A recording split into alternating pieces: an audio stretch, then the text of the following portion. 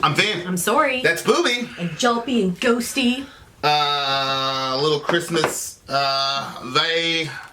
family stuff. Back in action. This is her Seven Dusted. Big homie Seven Dusted. Mm-hmm. What's up, big homie? I was just in the background joint at the gym like an hour ago. You wear that one all the time at the gym. Yep. Got to represent the homies. So shout out to Seven Dusted and all the men and women who have served in the armed forces. For timely topical political commentary, you can hit us up at Middle America Vin and Sori. Sori has a Middle America video that she shot solo that all we need is 2 steps to solve the problem, but we haven't done. We should have went to the Apple Store today. Damn it. All right, we're all discombobulated now. Let's just get into it. Life of Agony, Bad Seed. Let's do it. Go. Are you hearing anything? I hear it. You can't hear it? No. Aha. Because it's not plugged in, you dumb butt.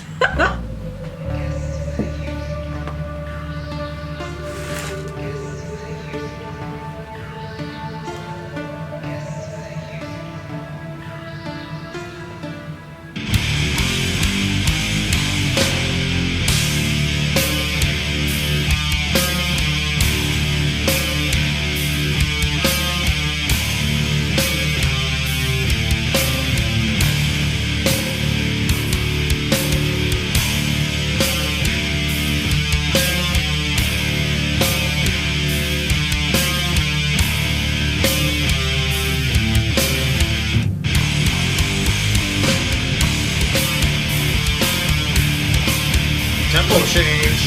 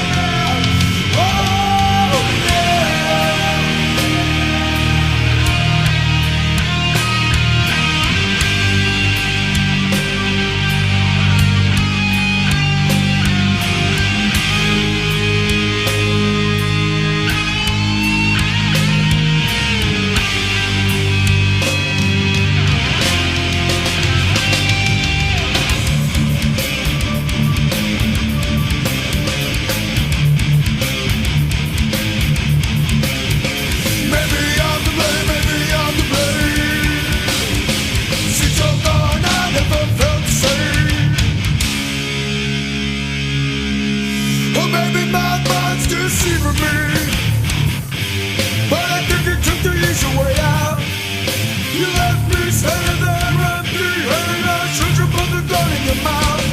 So please don't keep on asking if there's something wrong. 'Cause you know damn well if I was fine, I would have never ever written this song. In my eyes, blame if I won't bear your radiance.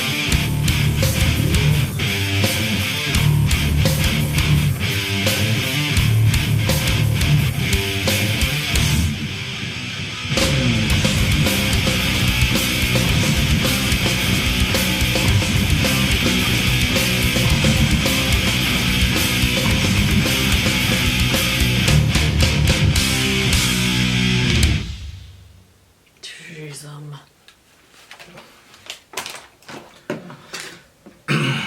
Merry Christmas. Ugh. yeah.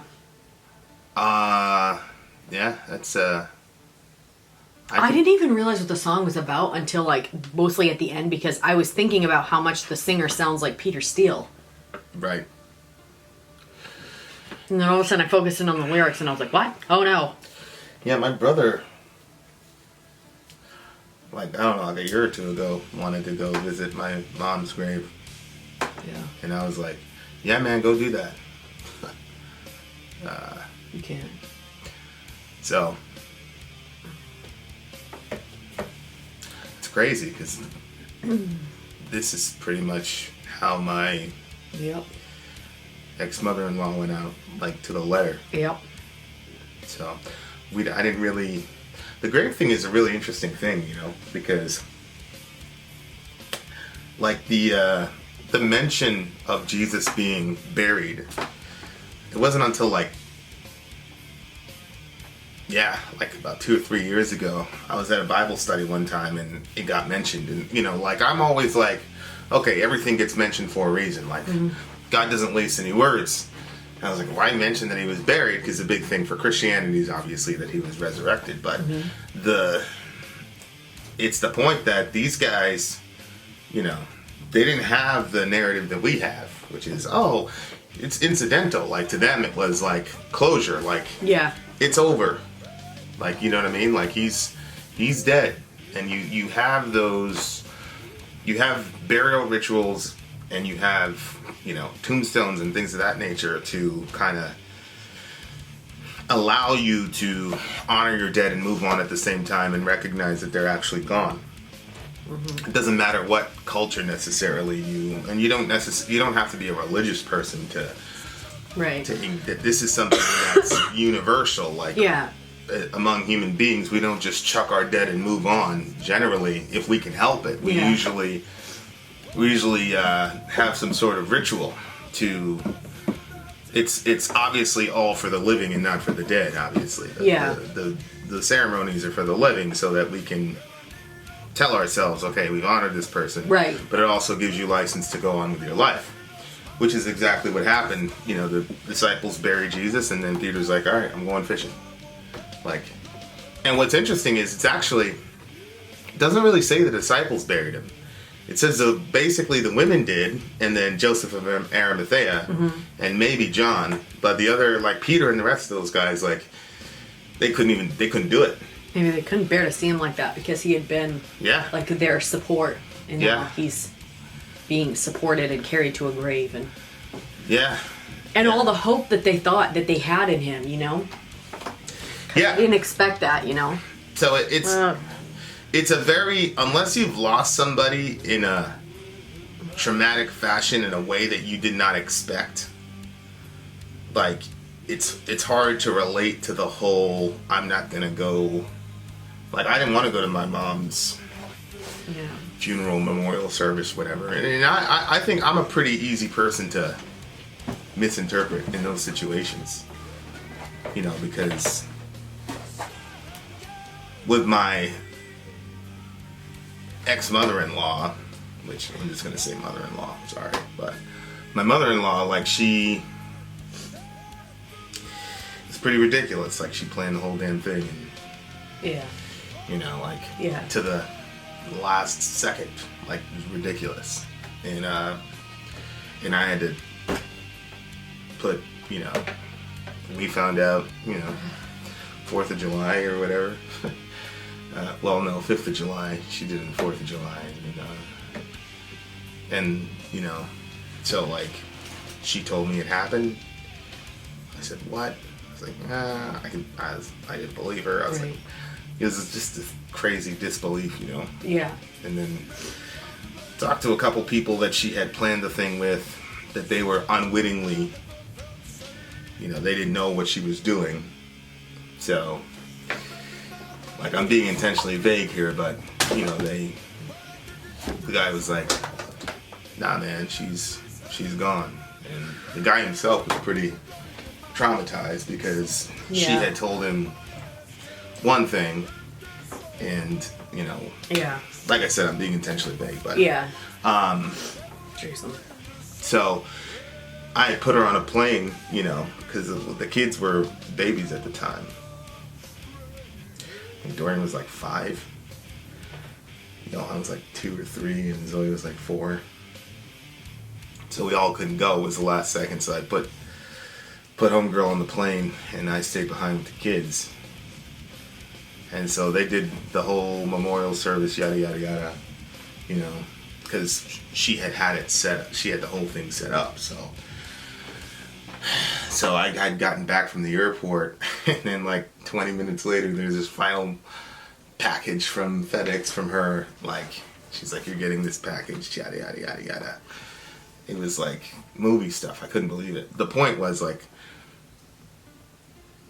I never did any ceremony or ritual, whatever, for her. You know what I mean? It was, and that's the way I liked it. The last time I saw her was the last time I saw her. And then, when it happened with my mom, it was like, my brothers were there, and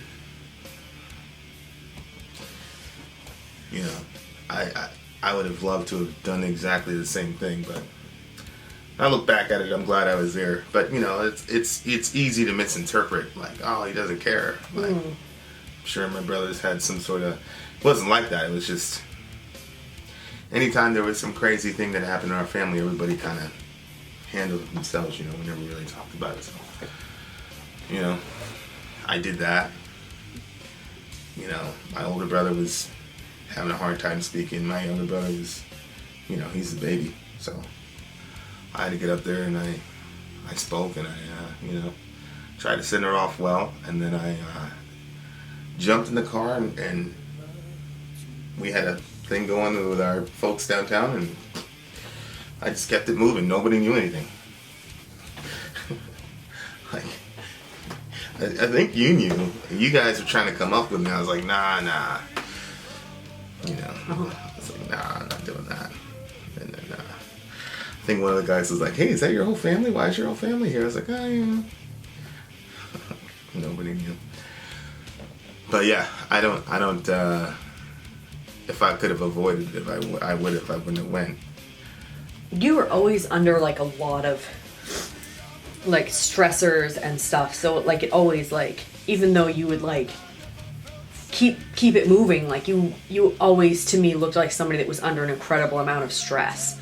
So it wasn't unusual to see you in that condition. But I don't even think that many people realize that you were under a lot of stress. So I don't even think that people even, noticed that there was ever anything really that you were having an issue with. Nope. Yeah, that day I was trying to get somebody else to cover, because we had this thing that we were supposed to do for the downtown people. I was trying to get somebody else to cover. Yeah. And he was like, Yeah. I remember, like, one time there was a lot going on in your life, and you were super, super tired because you weren't sleeping. And, like, everybody was always telling you all of their problems. And I remember there was this guy, and he was telling you his problems, and, like, you fell asleep. And, like, instead of, like, the person being like, whoa, it's, like, in the middle of the day, and this guy just fell asleep on me, like, there's obviously something wrong. Yeah. He was like, hey, he just wanted you to wake up so he could tell you all the rest of his issues.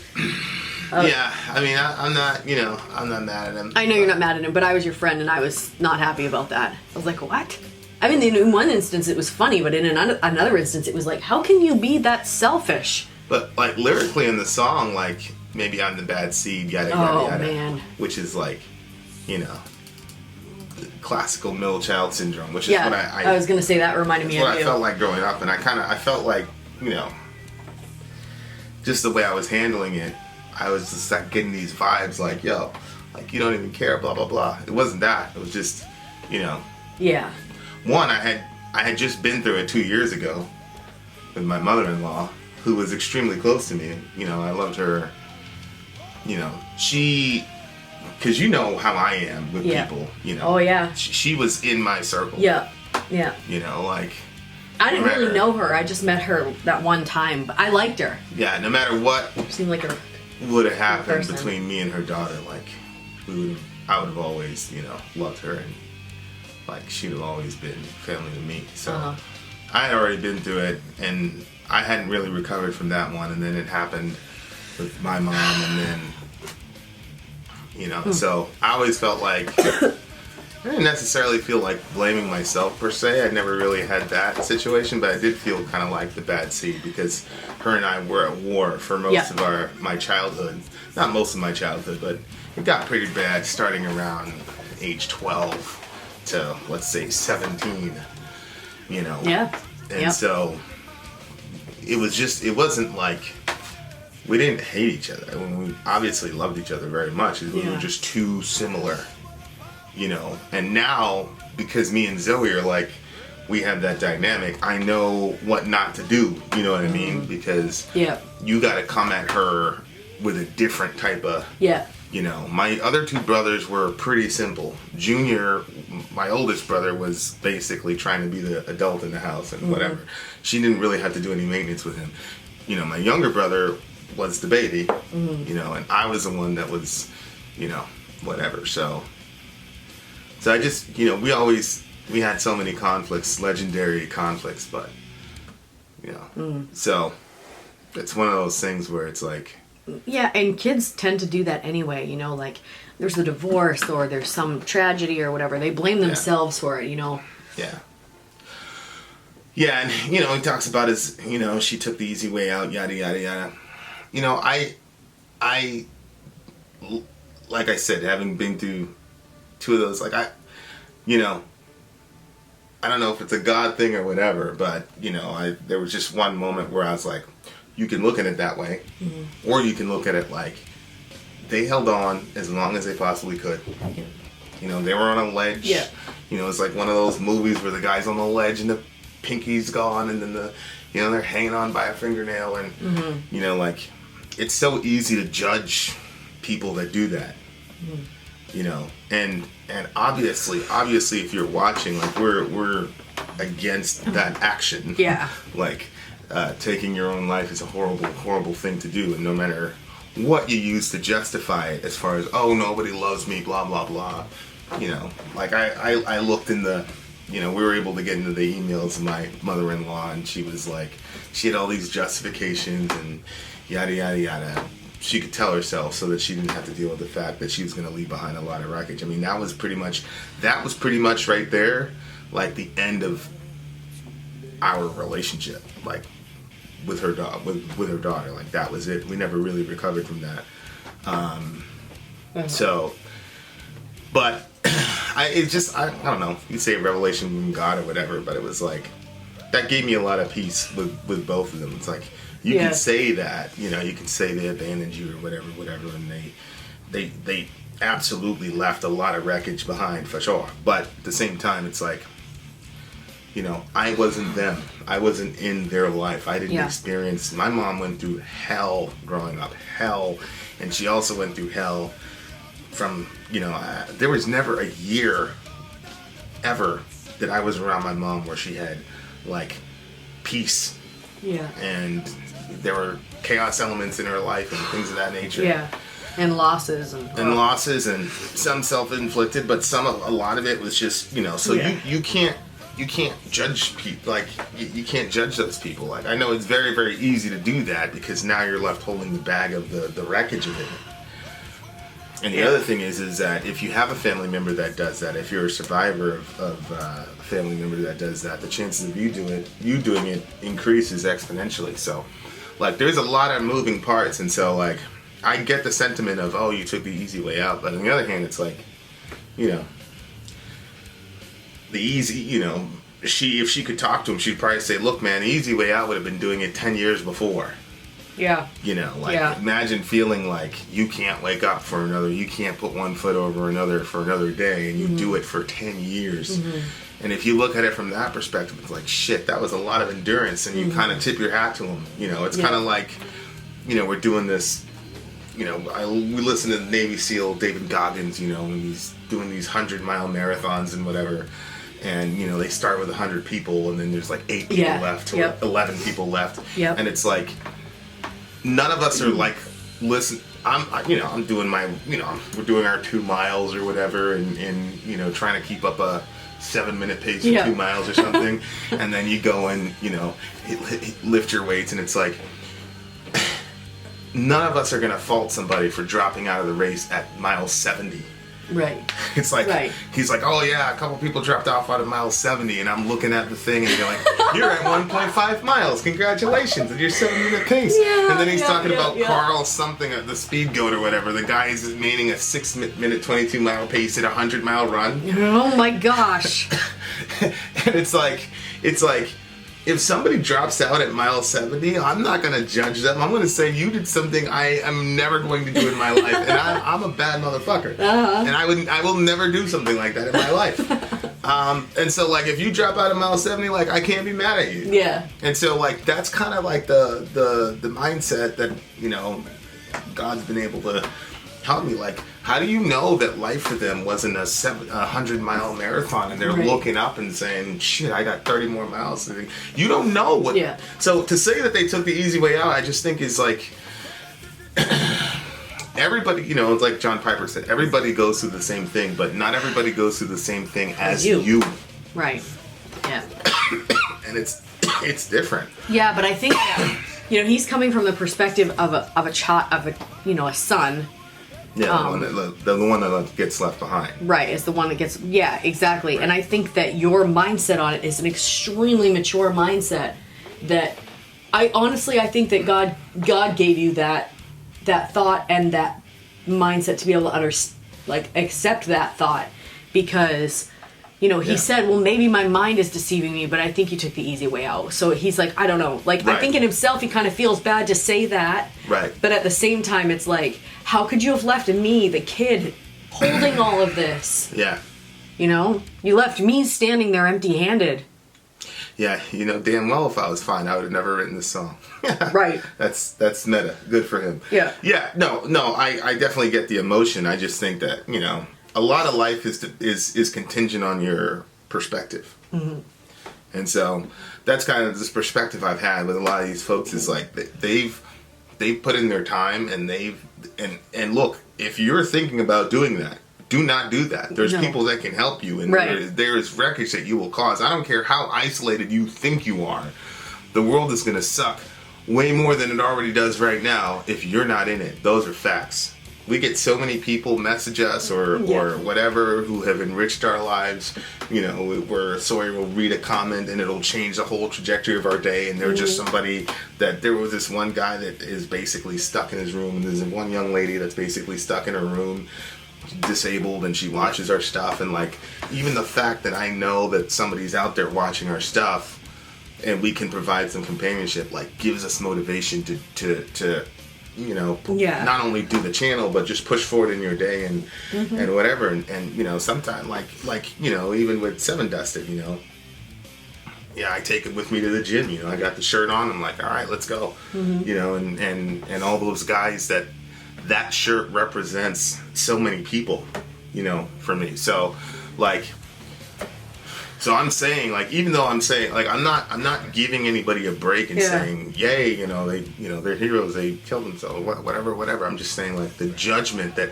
inevitably happens.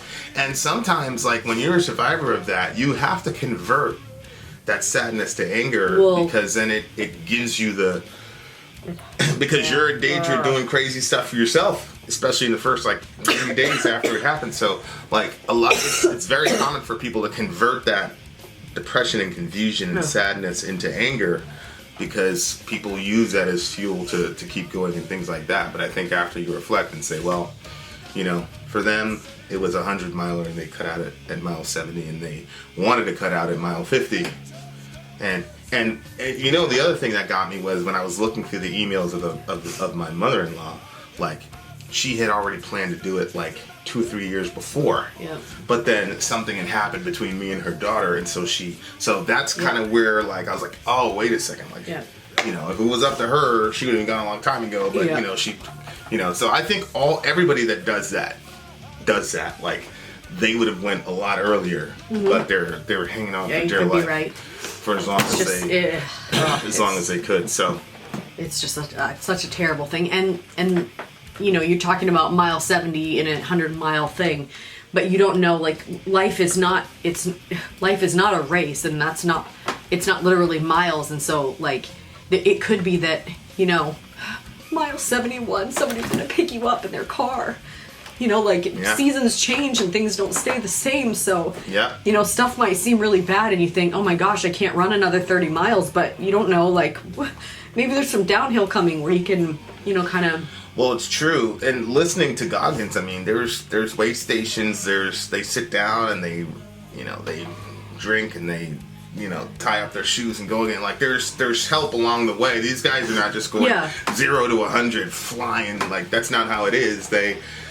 There's strategic stops along the way, and you got to avail yourself of that stuff. I mean, even now, like if you watch marathons and stuff like that, you'll see people like, you know, dumping water on people, strangers doing that to help you, you know. And so a lot of it, when you're, you know, in this marathon called life, a lot of it is being able to take that from a stranger, you know. And so that's part of what the channel is, and it's one of the reasons why we go out of our way to try to do, you know, sharing, you know, taking our collective village, you know, capital and dispersing it around is not only to deal with the immediate financial issue, but to also give them a, hey, you're not alone in the world. Like people that you don't even know, who will never see your face, cared enough to do something for you. And so you know, that's a very good point. Like you have to kind of keep your eyes open to see what's going on. So this is obviously a silent count for me. Oh, obviously me too. Very important song. Very, you know, and I'm not criticizing him for saying you took the easy way out. Like, this is a common feeling. I've had that feeling. You know, it's just a different perspective that I've been given by God. Thank God. But so there you go. All right, and there's Orion. He needs some Gatorade. Vin out. Sori out. Gone.